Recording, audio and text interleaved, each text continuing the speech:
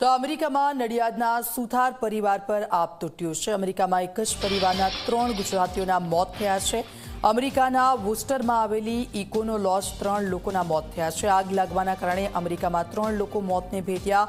માતા પિતા અને પુત્રીનું મોત થયું છે। નડિયાદના હિતેશભાઈ સુથાર તેમના પત્ની હિનાબેનનું મૃત્યુ થયું। ઈશાની સુથારનું પણ મૃત્યુ થયું છે। મોટેલમાં હિતેશભાઈનો પરિવાર રહેતો હતો। ડેસ્ક પર ફોન કરી હેલ્પ પણ માંગવામાં આવી હતી।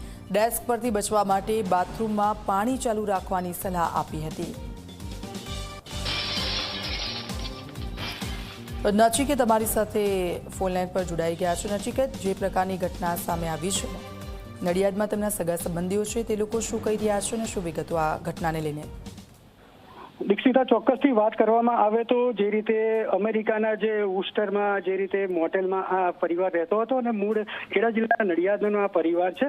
હિતેશભાઈ સુથાર, તેમના પત્ની હિનાબેન અને ઈશાની તેમની દીકરી 20 વર્ષીય દીકરી, તે અમેરિકામાં છેલ્લા 2 વર્ષથી રહેતા હતા અને હિતેશભાઈ ત્યાં મોટેલમાં જોબ કરતા હતા। તે દરમિયાન અચાનક જે કોઈ એક્સિડન્ટલી જે રીતે આગ લાગી હતી મોટેલમાં, અને તે મોટેલના જે બાથરૂમમાં છે, આ ત્રણેય જે પતિ પત્ની અને દીકરી ત્યાં આગળ સેફ થવા માટે બાથરૂમમાં ગયા હતા, પરંતુ ગુંગળામણને કારણે તેમના ત્રણેયના મોત થયા છે।